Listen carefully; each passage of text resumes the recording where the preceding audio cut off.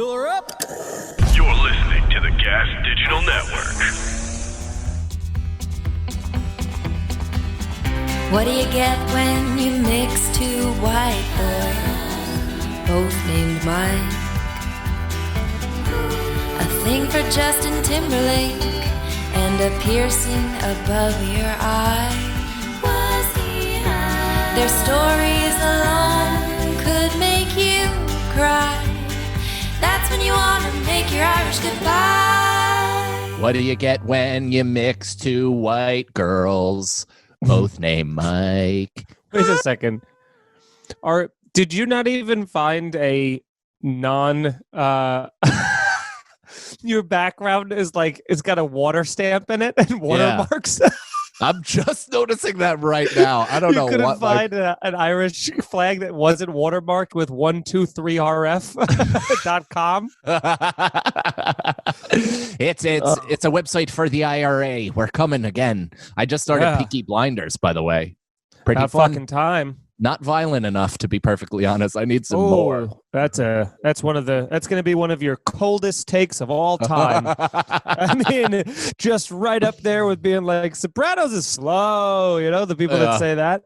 No, I got to be perfectly honest. We started episode 1, got really deep into it, and I loved it. And then something happened where we had to check on crew, and then we never restarted it. So I'm like, however, I'm 2/3 of the way done with the first episode, and I love it, and I don't know if I'll ever watch it again. Oh, all right. Well, welcome everybody to another episode of Irish Goodbye Podcast, storytelling podcast. I'm one of your hosts, Mike Feeney, being joined with me, as always, Mike Cannon. We are in Quar again, friends. Well, self-inflicted, to be perfectly honest, because not from anything we did wrong. No, we've been good. We've been safe. We've been handling things appropriately. We've been masked up, condomed up, going out into the world with our buttholes clocked shut. So we're pretty tight with our orifices, but Christmas is coming and I'd like to see my family without killing my mother. So taking some time away from the studio and from Harrington's scabies. And from our beautiful in-person dynamic. That's right. Yeah, with a computer, we're okay. We're like an A-, I say. We're a fucking 105 GPA. I mean, 4.3 GPA when we're in studio, obviously, but still better than every other podcast out there. With that's the logo. That's our slogan. That's our slogo. Slogo no go. That's right. How you doing, Mike? Thanks for starting a sentence and then taking a big giant sip. Because I already can tell the stuttering, the delay. That half a second delay is crushing to this creativity. It really is. I mean, we gotta figure out a way to do this in person. No, I mean, as soon as Christmas is over, I'm throwing caution to the wind again, baby. We can, mush together our open wounds together and become blood brothers. I don't give a shit. Well, speaking of blood, I have some stories that have nothing to do with it. So as of last Thursday when we recorded, it was on my birthday, but I had quite the night planned ahead of me. I had the podcast. I started out with a great morning. Erica made some fucking fresh crab cake Benedicts for us and stuff like that. With a Bloody Mary. It was like kicking off the birthday right, and then I got fucking. She just spoiled me with presents and with great, just little things that when you just things that you just absolutely need, but you never buy for yourself. You just talk about how much you need them forever, like the littlest things too. And like an agent. Oh. Yes, she got me an agent, and WME was calling, but you were like, you know what, CIA's really got a finger on the pulse of what's going on. So Erica shopped around and she made the hard decision for you. That's a good wife. Yeah. Okay, and it's so weird. She just texted me at the same time from not home. Mm-hmm. Said, "Are you talking about me right now?" Weird. Wow, she must be Italian. Yeah. So whatever. So we do the podcast, that's obviously a barn burner. Everyone goes crazy. And then I have to run. I go right to New York Comedy Club. And also, I'm going to just warn you guys, as I keep having to look over my shoulder as if death is creeping up on me, it's because Jeet is in here and he keeps every time I'm not looking, trying to put his nose into the cat food / litter box / whatever he can get his mouth on when I'm not paying attention. So that's cool. And he's going to be there the whole time? Well, probably until Erica comes. I was going to do this in the living room, but then Erica's going to come home, so that's going to be loud. So then I put it in here, but now he doesn't. Okay, he's sitting down. He's chilling. All right, we're good. So I go to New York Comedy Club to do the show, and they're pretty great. This is a rooftop outdoor still, right? Yeah. This is their penthouse one. I go to this show, so it's great. There's two women who are just hammered, drunk, and there's four problematic people in the group. There's two who are drunk, but like a good drunk, where they're not paying attention at all whatsoever, but they're not disrupting the show. They're quietly whispering to one another about who gives a fuck what, and they're just kind of doing their own thing, and they're disturbing anyway. Then there's these two other women, front row, loud, squawking. Everyone in the audience keeps, doing one of these, keeps looking over at them. I make fun of them to their face about them. They're not even realizing I'm talking about them. At one point, I start building some sort of momentum, and she makes a comment on a joke on 2 jokes ago. Yeah. To the point where I have to go like, how fucked up are you that information is like just hitting you now? Yeah. How are you an inhuman Zoom show? Like, I was like, the bit lagged to the point where 40 seconds later you're like, oh, yeah. So there was like a long delay, but that got a nice pop or whatever the fuck. And then she was like, I'm sorry, go ahead. And I was like, cool, I'll start over with no momentum. Thanks. Yeah. And then so that was the nice fun thing. Just keep jabbing him. And then all of a sudden you can hear her be like, I like him, but he's like kind of a dick, And so, well, this is what I mean. We've talked about this before, where it really takes like a certain level of white woman, and yeah, I mean that's the best way to put it. To be honest, I mean white men, we've gotten the raw end of the stick for no we've been raked over the coals for too long for no reason whatsoever, and it's finally come to pass that white women are getting the sharp end of the birch stick. So I mean, you fucking gashes can't give even 10 minutes of your attention to an in-person human being without trying, like, and even in this climate where you've been locked up, the threat of lockup is coming again. It's like there's no indoor dining. The city is imploding. All of these problems are arising. Nobody has fucking money. And you're still out there like, I'm more important. Like, everybody paid this exorbitant amount of money, which is true, right? Yeah, the tickets are wildly expensive because it's so limited seating. Of course. And it's like, and you're taking that as a chance to fucking showcase your stupidity and your drunkenness. It's like, and it's only, and I want to specify, it's only white women between the ages of 22 and 30, I believe. Right. And they're always like a 6 to 10.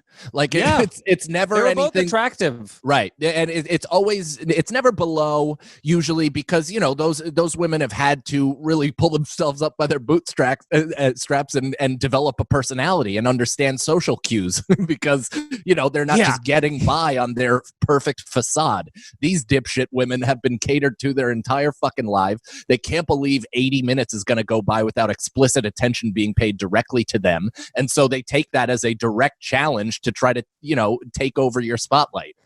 Yeah, a 3 is like, it's not about me. And it's never been. That's their slogan. Yeah. So I do the show at New York Comedy Club. Outside of that, they were great, and it was fun, and I liked that, Nico was hosting. Nico nice. White just put out a special, so you guys can check him out. He also has another album out, I think, too, that he put out in the beginning of quarantine. But I like that he didn't bring me up to like, it's this guy's birthday, because you never want that, because it's like there's somehow it puts you would think. The most people would think, like I was talking to my uncle, and he was like, oh, that's great, because like even if you're not doing well, you can kind of fall back on that crutch of like, it's my birthday, pity laughs, whatever you're thinking. It's like it actually puts more pressure on the comic, and it also makes the people be like, it just is a weird energy that for some reason happens. Where they don't know. They don't know if they've been invited to your birthday party. Yeah, they're like, this is what you're doing for it. Like they're like, what are you're working? Yeah. Like I don't understand. So you have to take 2 minutes up top to explain to them how much you love comedy. Yeah, like, no, like is this like is it like someone get you this as a gift? Have you done this before, or what? No, you don't get it. This is my lifeblood, and this is how I gain affirmation. And your laughs actually fill me up with life. And they're like, pathetic. Yeah. So I do that show. The show goes great or whatever. They were really fun, and I leave being like, that was a good time. So now I got to run to another show, which is going from Manhattan all the way to Ridgewood, Queens, which is like past like Bushwick. Oh wow! Yeah. To go do this show at Queens Brewery, which was Amy Shanker's show and Gordon Baker Bone. You were actually originally planned to go on it, but after we recorded our podcast episode, it tuckered you out. It really did. Well, I apparently celebrated your birthday as well because I had myself a motherfucking day, and I did some microdosing and high dosing of edibles and played golf right before we recorded that episode. And by the end of it, I was like, I'm not doing a show. Yeah. Well, it's weird because it was like, as fate would have it, I don't know if you were. It's one of those things where it was like you missed out on something especially awful. Right. And so first off, on a good way, I'm driving to the show, and now it's like 8:30, and I'm like, I gotta get some food here, otherwise I'm not gonna be able to eat until after I come back from Ridgewood, and so that's gonna be a nightmare. And then Shake Shack is, I saw a Shake Shack on 3rd Avenue, so I immediately just fucking drive the car into the building to get myself. I haven't had Shake Shack since before the quarantine. I had double Smoke Shack. What's the one with bacon and like the little cherry peppers on it? Some French fries. I am driving into Manhattan after this episode. I have never been more dude. The last 2 podcasts we've done together, you've described your meals in detail, and I've never felt more of a authentic rumbly in my tumbly in my life. Yeah. So I am like, I'm eating this while essentially driving, which is like, get to really fully enjoy it and stuff. But it's still like, I'm like, oh my God, it's so good. You know what I mean? And the fries were actually good for once, which the Shake Shack fries hardly ever are, but they were like salty and really good. So I get to the brewery, find a parking spot immediately. I'm like, everything's going great. What a great day as a whole this has been. So then, so now on the show at Queens Brewery, so the Power Hour was actually the show we've talked about on here, where there's one drinker and who sits on stage with the microphone, and while the other comedians go on stage, they kind of like drunk uncle heckle you, and it's never a show that like you can like get work done or really try out the set. It's more just for like having a fun time, riffing, shitting on each other or whatever.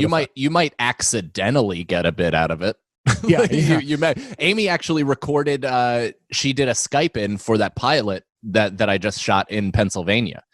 So it was like kind of a fun surprise where we were about to talk stand-up comedy. I'm the lone comedian on the panel, and they bring in another comedian to be the expert, and I didn't get to say anything about what it's like to be performed during the pandemic. And I'm like, what the fuck's going on here? So yeah, and that was also I think, I might be mistaken, but Sean Patton told me, and I think it's true, we did the last show at the Creek. I mean, they did Legion of Skanks, but we did the last comedy show at the Creek, which was the Power Hour in that backyard over the summer with me, you, Brendan, Sean Patton. So the lineup, again, is great. It seems like it's like a party. For with all my friends. Like it's as if I made a comedy show that would be a birthday party, this would be it. It was Amy, it was you, it was Brendan, it was Casey, it was Robbie. It was like all the Katie Boyle was on. It was all like good people, good vibes. And I'm like, this is great. This is gonna be so fun. And I was talking to Erica before I left for the podcast and stuff. And initially she was like, I was going to go back after the podcast, pick her up, and then go to the thing. And then she was like, I'm not really feeling well. I'm not going to go. And I'm like, all right, like. It's, I wouldn't expect you to go. It's whatever. Who gives a shit, So I go to the brewery, and as I'm walking up, I hear like music playing, like straight up music, and not good music, but like loud music. So then I go like, oh, Amy had already texted me that the show had started. So I'm like, am I in the right location? Is it somewhere else in this venue? Is there music in between the comedians maybe? And I like walk in, and it's this, giant open brewery, and immediately to the right, there's Amy and Gordon and Brendan sitting down, and a fourth comedian who I don't know what his name is, but he's a part of the show. He plays like piano and does like little interstitial stuff. Was that the Asian guy? No. Oh. I know that guy you're talking about. This is a different guy. I think his name guy was was really Dan. fucking funny. But so whatever. So I walk in, it's all four of them, and Casey Balsham is on stage. Oh no. They are all talking as loud as they can at the exact same time about totally different things into the microphone while the guy's playing piano. It's as if they had been drinking for 7 hours before I got there. The show started like 30 minutes earlier. And It was at it was 7:30. It was a 7:30 show. By the time I think it started at 8. By the time I got there, it was 9. So I walk in. Casey was apparently like floundering because there's maybe 30 people, very well spread out. I'll give them that, very well spread out. But not one person is listening to the show, and so much so that the volume of the microphones and the piano are so loud that it's causing the people who are not interested in the show to talk louder, because they can't hear themselves over how loud the microphones are.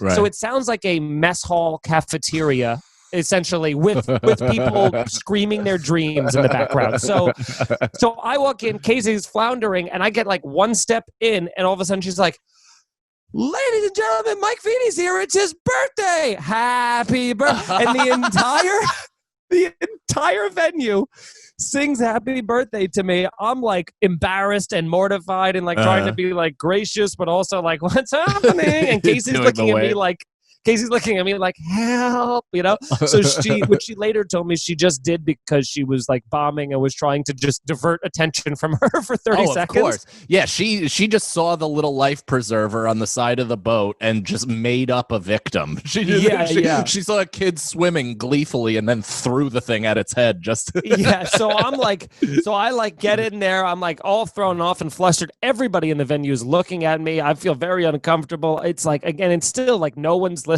at all. So I'm trying to I see Robbie sitting at one of the tables. So I'm like, oh, that's where the comics are. So I start walking over there, they start like singing on stage or just doing like impromptu piano songs, which again, it's like an office party where they had the little karaoke section for just 3 people. Were the people there? Were the 30 people there for the show, or was it a ambush? I don't think so, because if they were, they weren't paying attention. So it was funny because I went from like the New York Comedy Club show with 4 drunk people, 2 of which being disruptive, to an entire venue of drunk people who just don't even care that the show's happening. So 6 of which were the comedians. Yeah.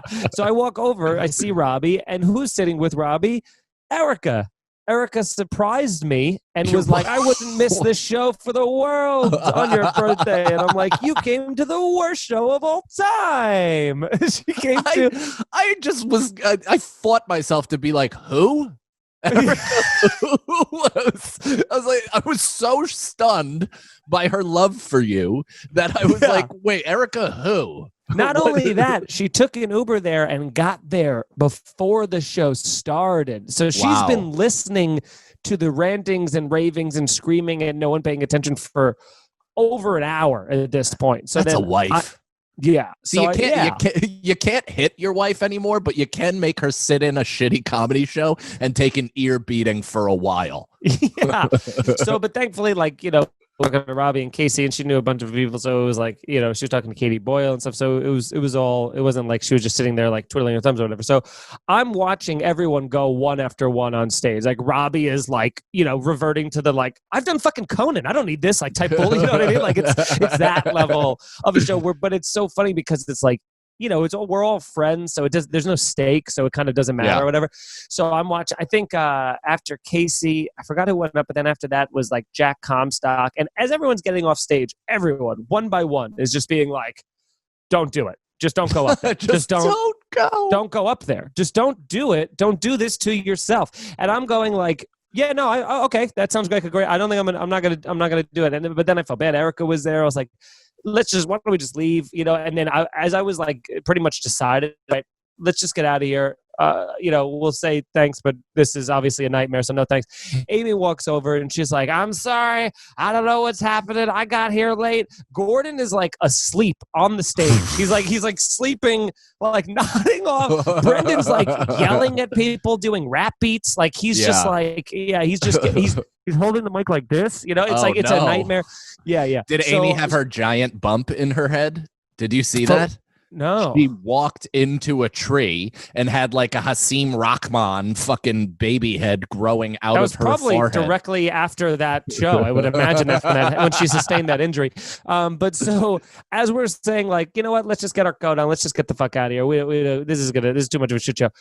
As we try to do it, Amy's like, Feeney, I'm lighting them. You're going up next. And I was like, I don't even really think I want to do it, to be honest. She's like, I don't blame you, but come on, it'll be great. And I'm like, okay. So I go, I'm gonna do 5. I'm gonna do 5 minutes and just see what happens. I'm not even gonna try and tell jokes to these fucking people. Fuck them. So I walk on stage and I'm just kind of like talking to them, to the people on the stage, and I'm like, what are we doing? What is this? Like there's 3 rows of seating in the front, all of which are empty. Everybody is just recessed in the back. So I'm going, what are we doing? We don't need to do this, And then like I'm trying to explain to them what it sounds like in the audience. Where I'm like, you guys don't realize how much you're screaming. And Brendan's again like, oh, he's just like, everything's blown out. I'm just like, guys, this is terrible. They had to take the microphone away from the piano guy because he just kept singing. He kept like singing the same song over and over again. And they're like, we'll just take that from you, And so, God, I thought you were going to say from Brendan. No, I love the fact that Brendan is even defensive while he's yelling. Like when it's a crappy show and he doesn't have to be, and you're like, dude, you could tone it down a little bit. He's like, what do you mean? Yeah, just fucking do your thing, dude. Stop fucking worrying. Don't let my yelling over your momentum stop you. Yeah.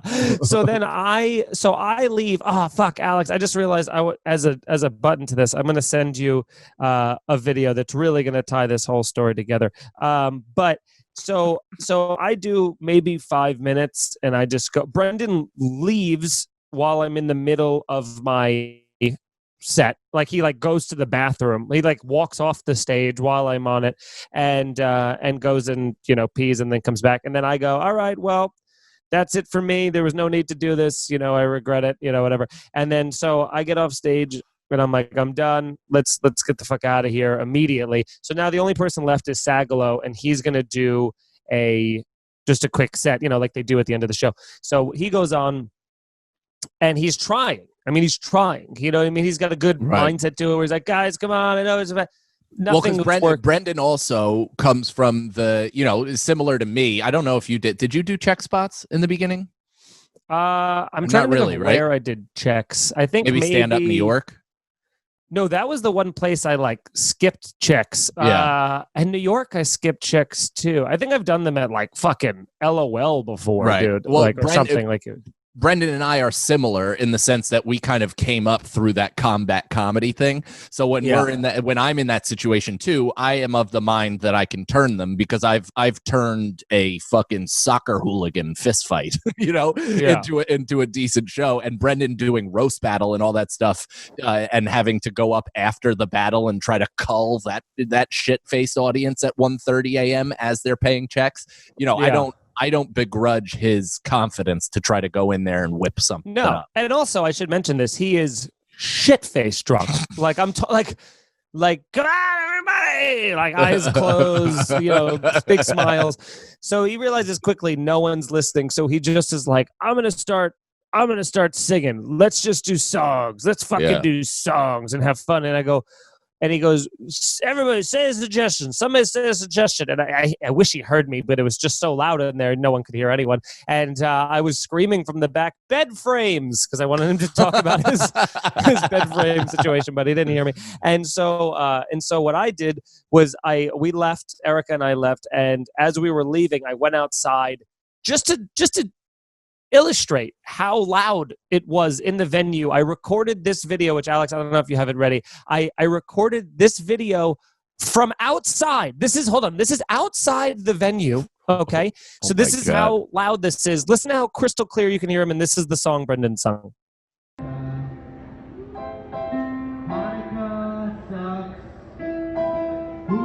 fuck about that holiday. It's so obvious that you just want to be Christmas.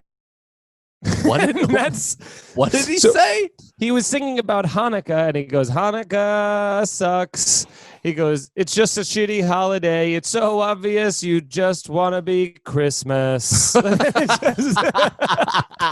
It's just really funny, actually. That is very funny. But it was just so funny to like leave filming him singing about Hanukkah sucks to almost no one. Yeah. And besides just a piano guy. And so we got the hell out of there. Well, and that was like outside of a concrete wall. So that was like through 18 inches of straight up cement and that fucking wiring window. Yeah, and also Alex had the volume on that low. This was like, Right. that's the So we so Erica and I leave, we get back home.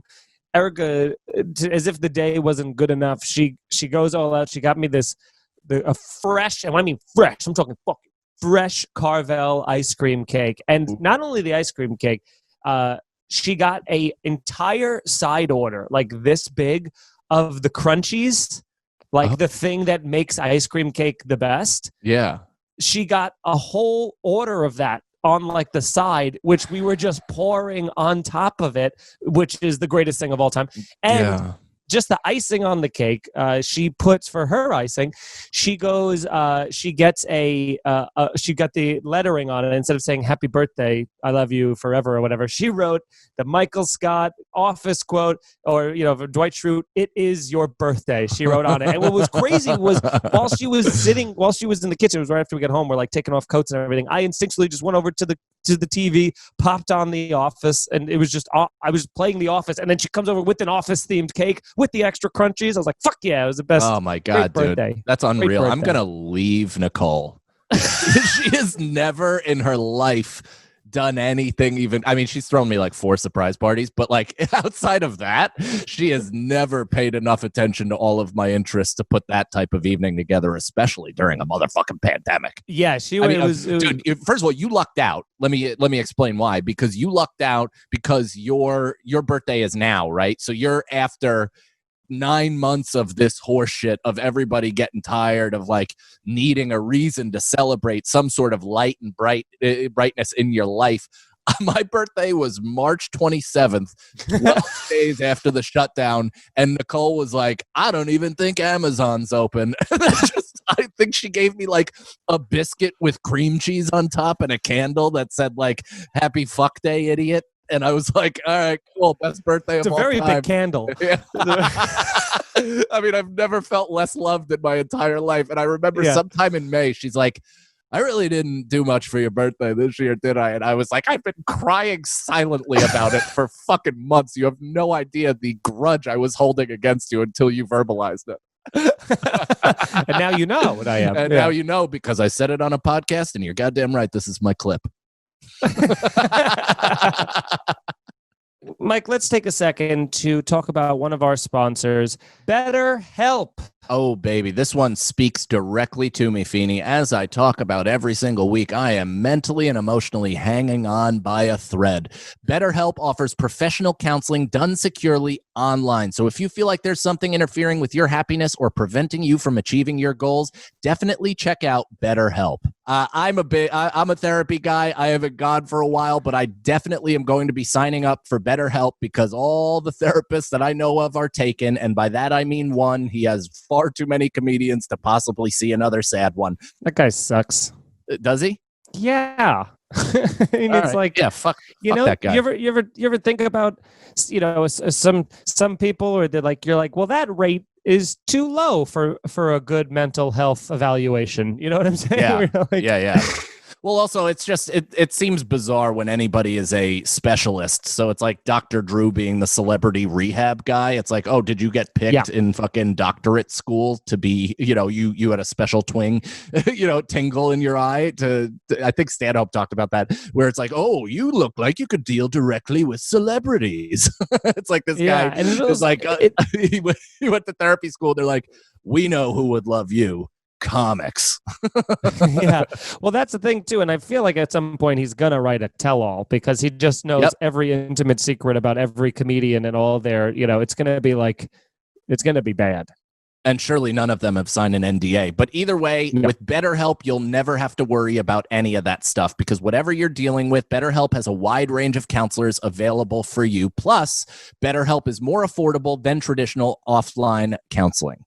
Their services are available worldwide. It's quick and easy to get started. Once you sign up, BetterHelp will match you with your own licensed professional therapist. That's awesome. It's like Match.com for your brain. It's not a crisis line. It's not self-help. It is professional counseling done securely online. And BetterHelp is committed to facilitating great therapeutic matches. So it is easy and free to change counselors if needed. You can log into your accounts and a message to your counselor at any time, and you get a timely and thoughtful response. I mean, who doesn't love a thoughtful response? Plus, you can schedule weekly video or phone sessions so you won't ever have to sit in an uncomfortable waiting room like with traditional therapy again.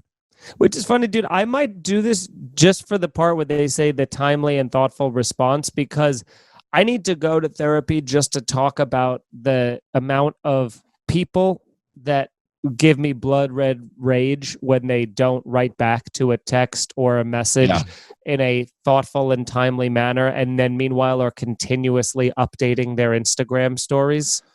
Yeah, you could just say Rosebud, but I mean, no, it's not. That's not even what I'm talking about. But sure, she's one of 1,000 on the list.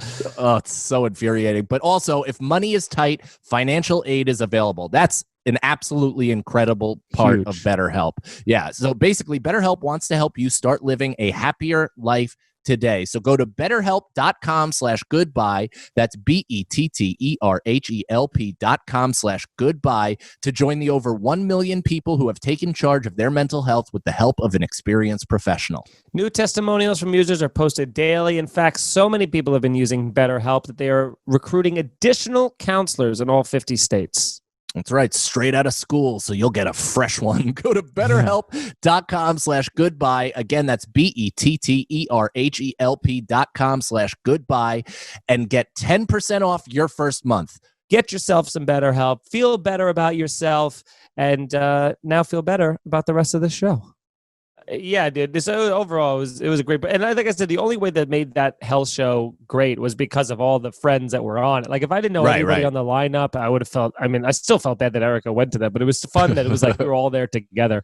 It's a weird thing to miss even that. You know what I mean? Is things are, I mean, we would experience that, especially early on, more often than not. So that's been a really big part of our lives, are going into a show that is going to be an utter disappointment and more likely some sort of negative impact nightmare, like something that'll probably stick to your bones for a long time and probably plague you as you're on your deathbed. But the fact that we haven't been able to even do that and like shock our system with some sort of disappointment, we yearn for that. Yes.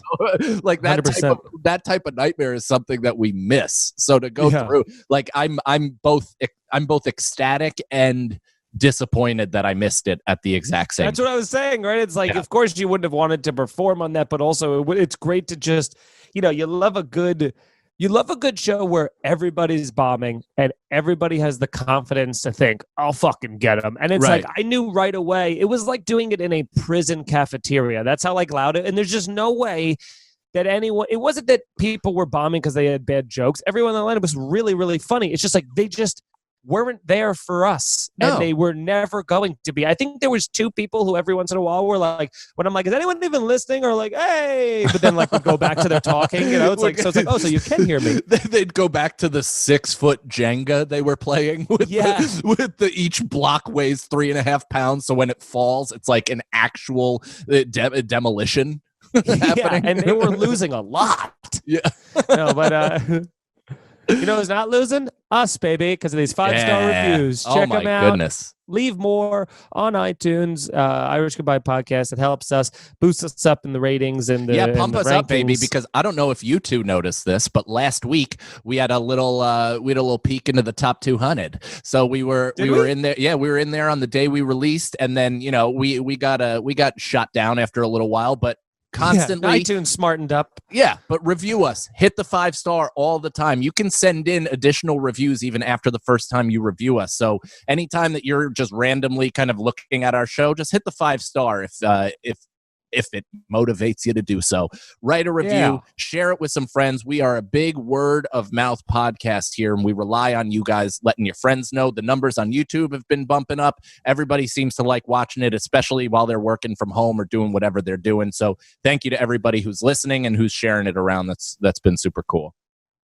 Yeah, if you want to support the show in other ways, you can go to get a Gas Digital Network subscription at gasdigitalnetwork.com, promo code IGP. You get a 2-week free trial. You get access to all of our other shows. We have over 200 episodes. Only the most 15 are free on iTunes. This gives you access to all of those, plus all of our bonus content, all the other shows on the network, all their bonus content, all their shows. It's crazy. It's a crazy deal. We get a nice kickback. It helps us. It's a good way to support the show. You also, if you sign up for gasdigitalnetwork.com, you get a subscription, a discount, I should say, to podcast merch. Look at that.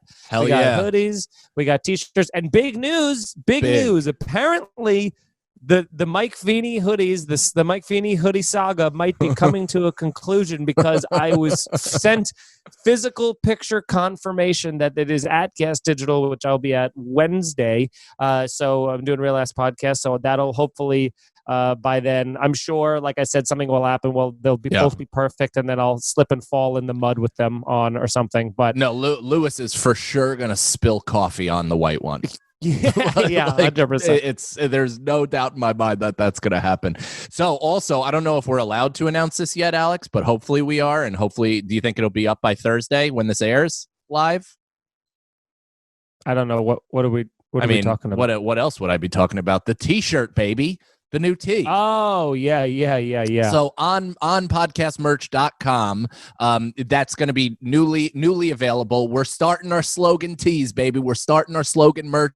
We talked about it last episode. Yes, very progress. We developed a t-shirt based on the Jackass Dick House production logo. I mean, Dylan killed it. Loosely inspired by, not stolen, so definitely don't trademark it. It'll give us more press. Who gives a shit? But either way, don't sue us. We need money. But yeah, Dylan has killed it. Alex killed it. We all kind of came up with this design together. It's very Alex, exciting. Can you pull up the picture of it when you get a chance? It's fucking awesome. I love the rings around the sleeve and the neck. Yeah, the old school. That's just cool as shit to me. But thank you guys for purchasing that in advance. Check it out. It's another way to support. Obviously, as we live in New York, so everything's shutting down. Our way of earning a living has been, again, limited. So we're trying to put out as much quality stuff for you guys as possible. We understand that a lot of people are financially in the same boat. So do whatever you can. Look at that. That's the shirt right there. Yes. Very progress, baby.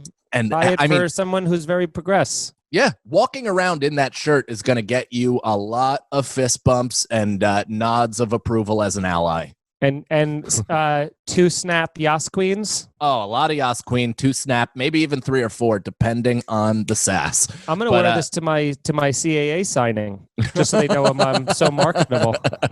Yeah. Well, yeah, I probably should do the same. I was going to say something really wildly crazy, but I'm glad I held back for once in my life. Going through a bit of things right now. But so podcastmerch.com, Irish Goodbye Podcast on Instagram. Check out the YouTube. Subscribe to that. Like we talk about all the time, if you don't have the ability to financially support us, totally cool. We understand what everybody's going through. Currency for us is also to subscribe on YouTube to the Irish Goodbye Podcast, also to our individual YouTubes, Mike Feeney Comedy, Mike Cannon Comedy, and to follow us on social media at I am Mike Feeney and at I am Mike Cannon. All of that stuff is a free way for you guys to show support that could end up, translating into dollar signs for us. So we appreciate any and all forms of support from our listeners. Also, if you're into further supporting us while also listening to more content that we provide, what's the scenario? It's official. It's official. Here's the scenario. Then newly renamed. Because of legal reasons, here's the scenario. We have a new podcast. It's available on Patreon, patreon.com/scenario pod. Support on on Patreon, obviously, we have tiers starting as low as $5. We got 4 hours of podcasting per week. We do fucking Feeney and Sagalow put every sketch up there early. I put up behind the scenes stuff. I have my own solo podcast that's up there. So we are really churning out the content, and all of it, in my opinion, is very, very good. So we're not skirting on the quality at all. No. Plenty of ways for you guys to show support. And I know it's a little bit of a bummer for us to be doing Zoom episodes. It's not ideal for us. We both feed off of each other. We like the energy exchange. And obviously Alex being in the same room, or at least behind the Kennedy Fried Chicken wall, is is really beneficial to us as well. But in order to make this as palatable and entertaining as humanly possible, we're going back to something we did early in Quar, baby. We're doing some themed episodes coming up right until we can meet back up in the same room. We are doing Bachelor Sagalow. That's right. The Bachelor series for one Brendan Sagalow. You know him. You love him. He's a goddamn delight. There are plenty of women listeners that we have that have expressed an interest in him sexually and romantically, and now is your chance to lock him down. We are going to be taking submissions, some video submissions from prospective daters, and he is going to start the rounds, the first bit of competition, next week. So, Alex, where did they submit all the stuff to? Yeah, email us at irishgoodbyepodcast@gmail.com with a 1-minute video, as well as like a short bio about yourself and why you think that you'll be a good girlfriend for Sagalow. That's right. And you guys know, I mean, Alex was a little bit tougher to match because she hides, but a lot of her attributes were not uncovered yet on the show, especially. So we were kind of mining her for what she finds interesting or hot in a suitor. Brendan, you guys know as much about this human being as we know. So anything that you think, burgers, eating over a trash can, I mean, a bed frame, whatever you think he'll like, include it in your videos, throw it out there. And we're very excited for where this can go. Can I just really quickly plug a date? Yeah, please. If you're watching this Thursday live, please come to City Steam in Hartford, Connecticut this Saturday, December 19th. That will be for sure my last gig, road gig of 2020, and then I'll be at Camus Mohegan Sun the 7th to the 9th, so you can get tickets to that. But sorry, nice. And yeah, like I said, we also have like I said, we did it with Alex. It was a massive success. Alex got like 3 or 4 fuck boys out of it. But now we found out that Alex has done so well. She's now in a relationship with an Irish guy. Alex, is that the impression we've put on you? Well, Alex, also plug your podcast. You can follow me on Twitter and Instagram, and I am Alex Scar, and check out Broad Topics, TOPIX, with Kim Congdon on gasdigitalnetwork.com/live every Thursday at 9:30 p.m., or you can catch it for free on iTunes and YouTube every Monday. That's right. And so tell us about the BF. You said he's so Irish, it's crazy. So I assume that means that producing this podcast has left you put such a great impression of Irish people on you. And obviously, you know that we're both off the market, that you had to go searching for your own sort of Irish boy. What does his bag smell like? Corned beef? What do you mean by super Irish? No, I mean, like, he's just very Irish. Like, his sisters are both like super ginger. His parents both have Irish accents. They're like Irish. Does he have an Irish accent? No. Oh, interesting. He lives out. Am I allowed to say this? He lives near me. Oh, okay. Wait, you live in the Hamptons? No. They have a second house. Oh my God. You quarantine bitch. Unbelievable. I see exactly how Alex operates. And also I want to say Alex was like, oh, sorry, gang. It's been tough for me to post some of the highlights for the show because there's so little reception in the Hamptons. Yeah. And so it's just where I am. Alex acts like her dumpster doesn't get Wi-Fi. Meanwhile, she's in some fucking palatial estate at the tip end of the Hamptons, just being like, for whatever reason, the satellites don't make it here. Yeah. Sorry, Wi-Fi's guys. not allowed at the country club. Yeah, well, because they know that the 5G causes corona. So that's cool. How long have you been dating this guy? And it's not from the competition. Not from the competition, no. But we've been dating for like 3 months now. Wow. All right. Yeah. This is gonna crush Luke to hear. It's. I mean, he's Amsterdam. gonna be. I actually messaged Luke since then. to let him know why I wasn't responding to him anymore. Oh wow! So he kept. Luke's really cool. He tried to keep it going, and you were like, "Listen, I'm smoking some." You're Irish like every beef." bachelorette after the season where you're like, this was all for publicity. Are you? Yeah, did you really think this was real? Oh, that's Did you so think I was actually cute. looking and interested in love? I was just trying to launch a lip balm line. Yeah. This is for my social media following. This is not for. It's No. adorable. You think that? No, I liked Luke. He was cool. We continued talking for a while, and I felt that I like owed him an explanation for just and not just like shutting down and not talking to him. I see. What about the guy from the other Tampa? dude? Yeah, Tampa Tom. We spoke for like a little while, but he stopped messaging me. Oh, okay. All right. Oh. Hopefully that doesn't mean you stopped listening to the show. But I'll take you disrespecting Alex, but don't you dare unsubscribe from Well, our now we're going to lose Luke because Luke's going to be like, it's too painful to listen to. Oh, God, Luke, don't. I'll set you up with a fucking appreciative woman because Alex didn't know what she had with those The haunches. girls got to and eat hips. girls will have a three-way with you. It sounded like Oh, they were that's very right. They will. interested. Well, they Yeah. understand just by the look of Luke's like thigh and hip ratio is that dude has a long stroke. He could truly put an absolute obliterating, pounding on a woman's cervix. I do believe that. All right. So also Brendan. So we're doing it with Brendan, and we're hoping he'll find himself some love. He's in a bit of a dry spell right Yeah. now, and Well, everybody is. sure, yeah. Not you and I. He doesn't know, baby. More than ever. But Feeney's been sticking his dick in fucking cookie cake crumble. the crunchies. It's like a frozen crunch bar. You know what I found out what the crunchies are What? in ice cream cake? You know what they are? What do you think Rice they are? Krispies. No, but not the worst guess. It's like these chocolate. It's like like chocolate wafers. Yeah.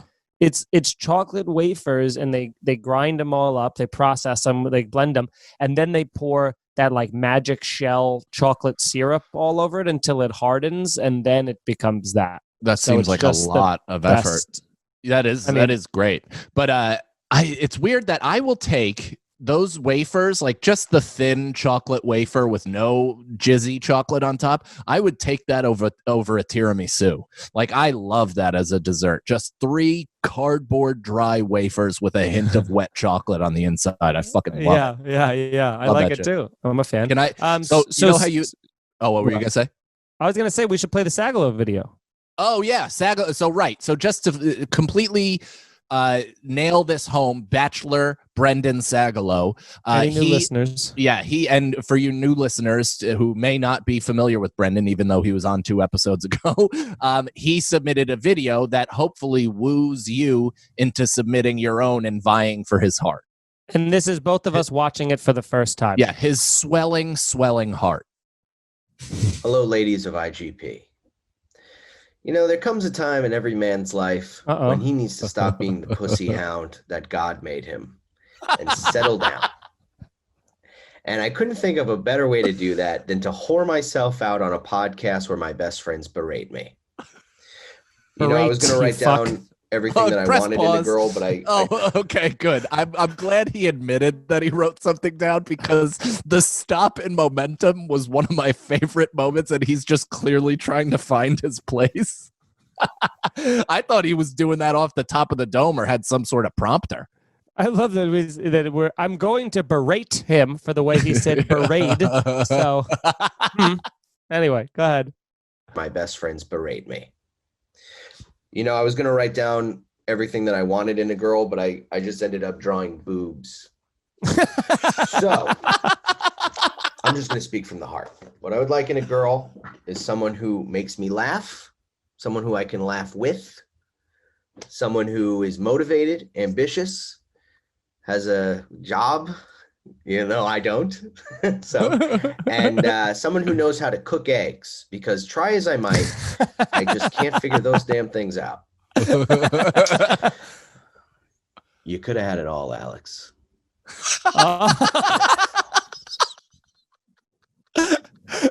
Wow, what a great video. And he looks great in it. He looks like He he's really lost some does. weight. He has shaved off some pounds, whether it's by, shivering depression or him actually trying. Who Those cares? clothespins I got him work so what you take the skin and then you pull it back and you put the clothespins down the thing. The results are crazy good. Is that why there's clothespin springs all over his floor?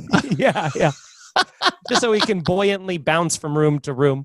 They're just holding on for dear life until they're foing. Yeah.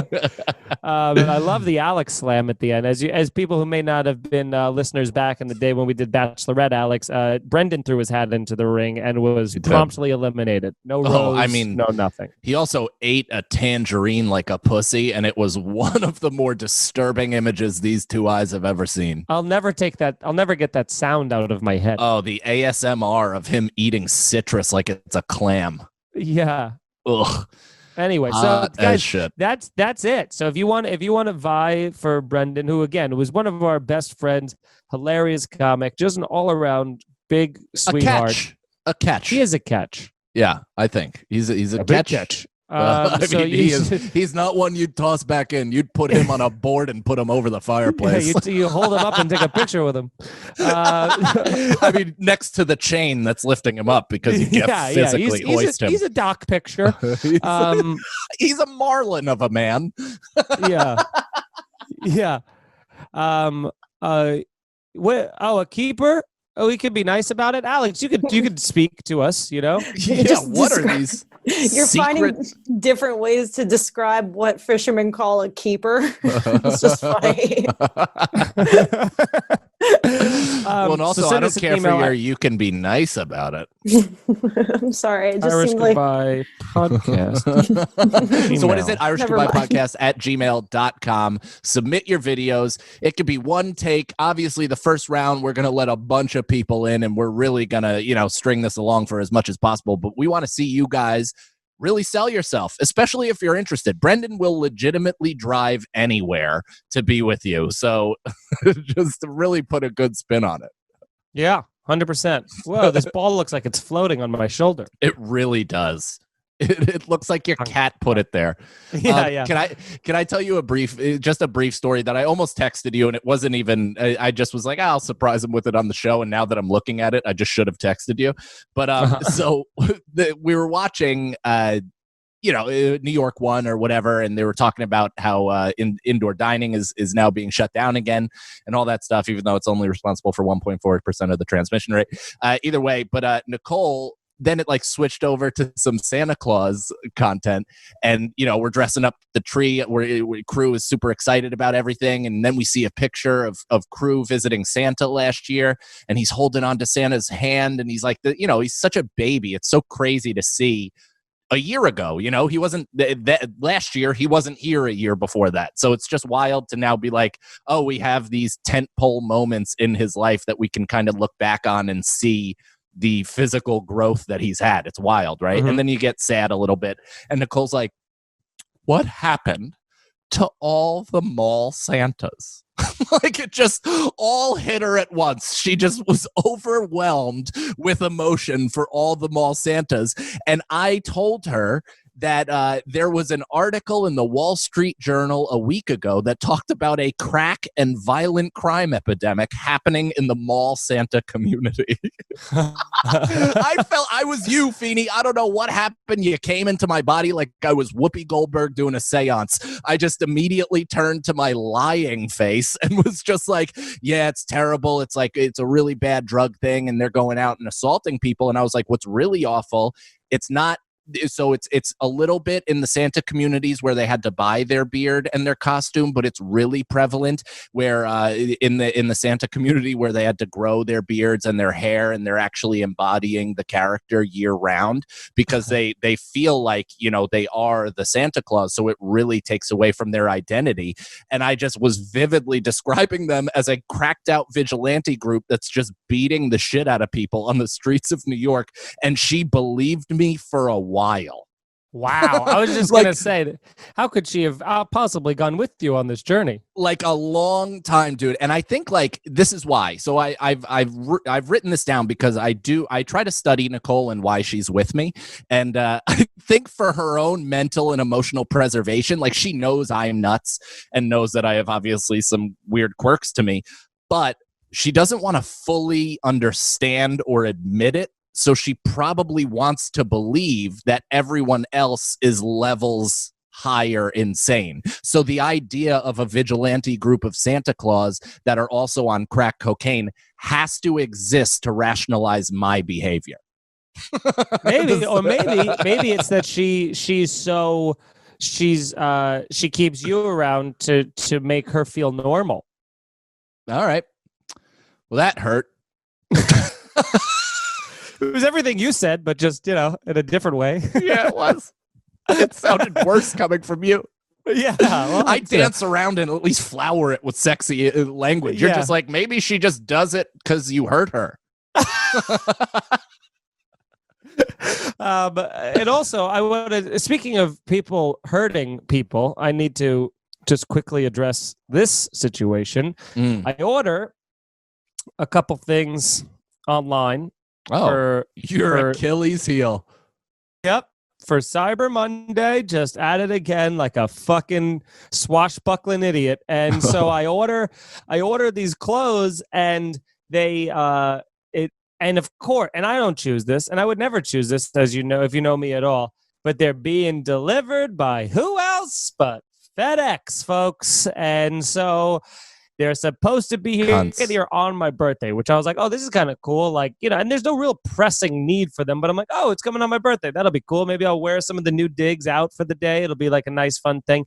And I just watched the movie The Santa Claus, and he gets all the good and naughty list delivered to him by Federal Express. So it was them when they had their full name written on the side of their windowless rape vans, and even he didn't want the packages, and his problem with their delivery service really resonated with me, as I'm one to empathize with your current plight. It's a fucking so of course it doesn't show up.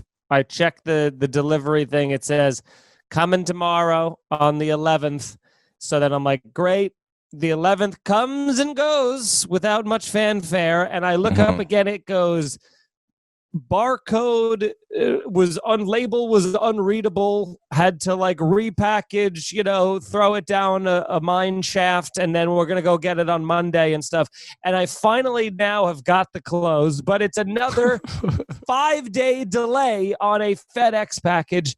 Fuck you, FedEx. I'll never use you. It's my life's mission to put you out of business. And I'm going to go so far as say that I'm going to stop ordering from businesses that deliver FedEx. I'm just whatever it is, it ain't worth it. You either give me a UPS option, a USPS option, or I'll buy it another way. That's that. I mean, I hope you can control that. I don't know if you can.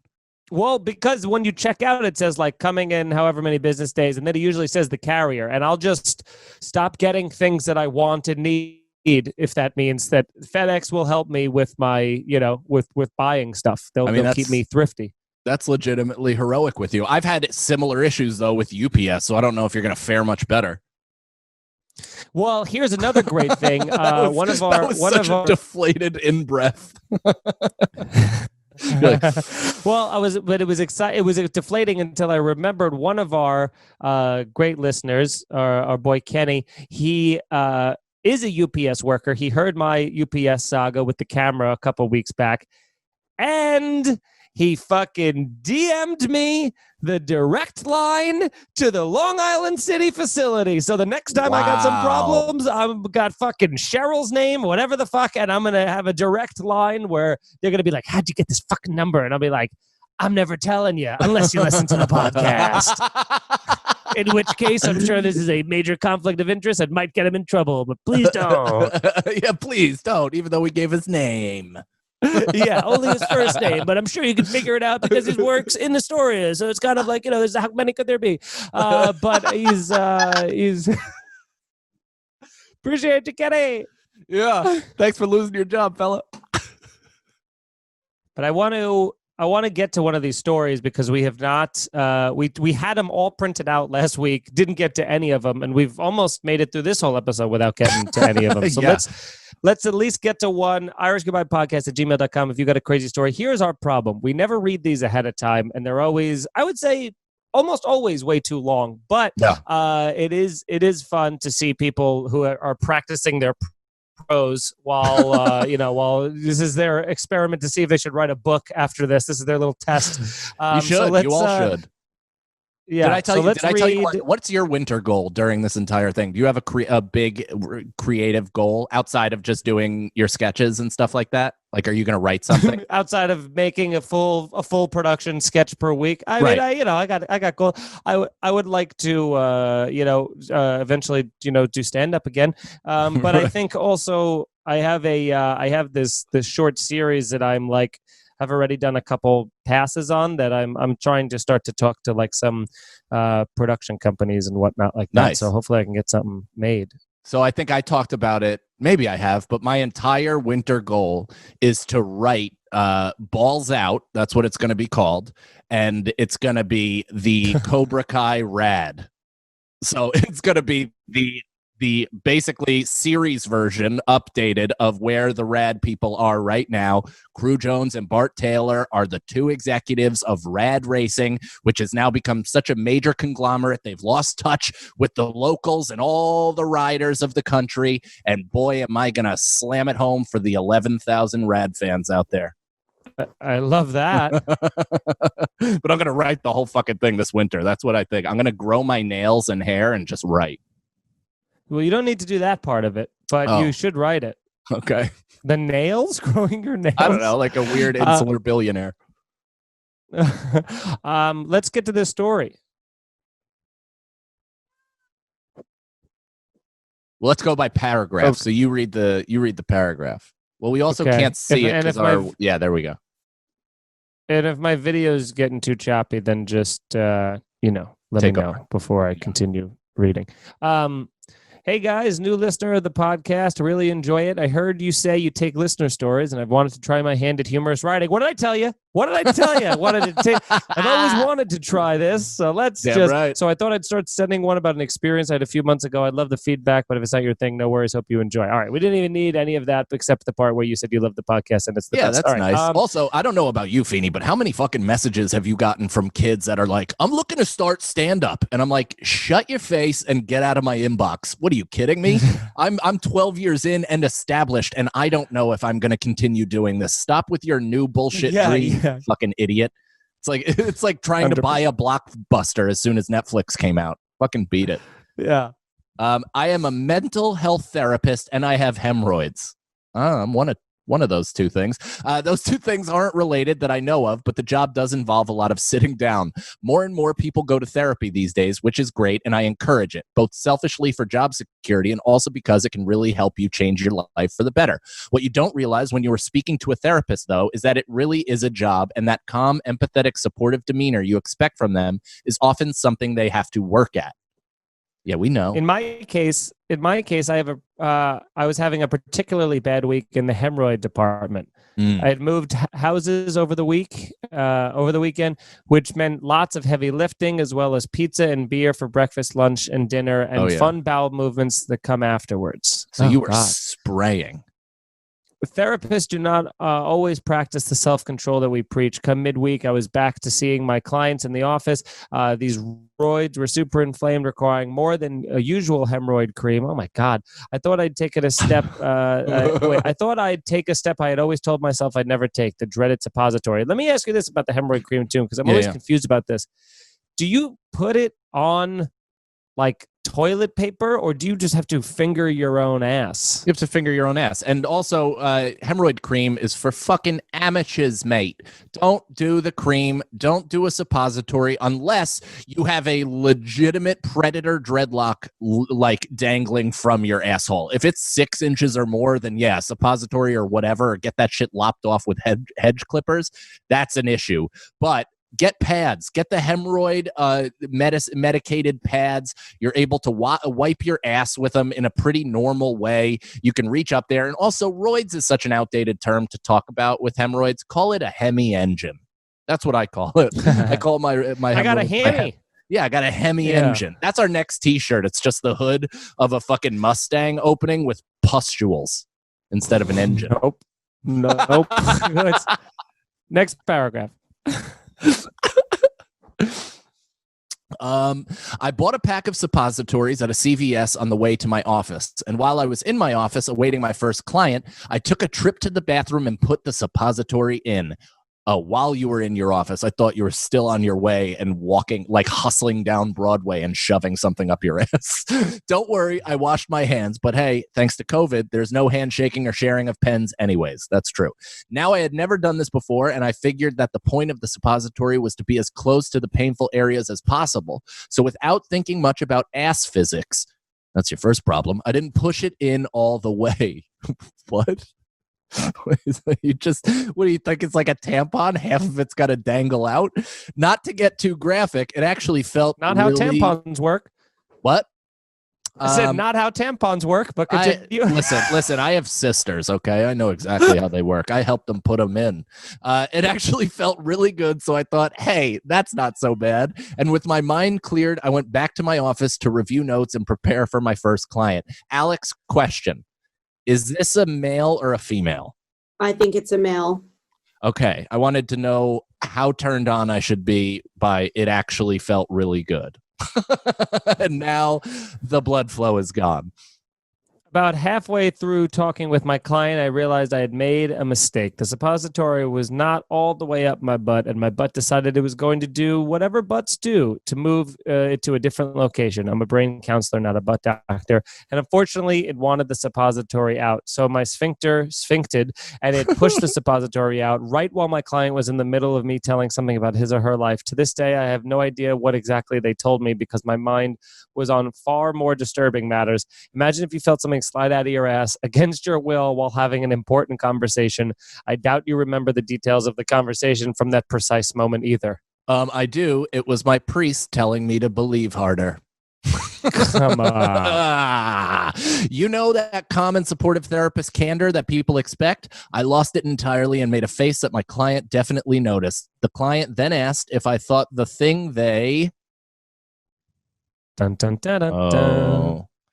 The thing they... Have you ever used a suppository? I have never, no, not once in my life. I would like to, I may. I used a suppository one time in college for some sort of like, fucking hemorrhoid, anal fissure, nightmare, whatever the hell it was, of something like that. Because when you're young and you just think the only way to poop is to push as hard as you can every single time. Yeah, I still do that. Yeah.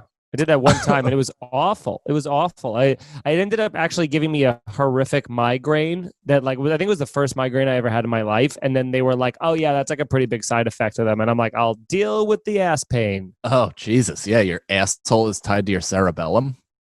I guess so. So wouldn't recommend it. Their client, they were telling me whatever they were telling me was particularly disturbing. And what could I say? I definitely couldn't tell them the truth. So I went with it and told them I had not heard whatever the hell they had just said to me before, but not to worry. I would help them process through it in time. So the moral of my story is sometimes if your therapist makes a strange face at you, it is because you have just revealed. It is because you just revealed to them something incredibly shocking about you or your life story. And sometimes it may just be because something they recently stuck up their butt has slid out of their butt during your session. And even therapists have their breaking points. Wow! All right. Bravo! Bravo! Yeah. There was some flaws in the prose, but I thought overall the story really had a great, strong narrative, a beginning, middle, and end. I'll never not consider something sliding out of my therapist's asshole as I'm scream crying about my father.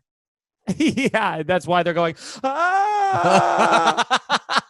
That's when you want to make your Irish goodbye.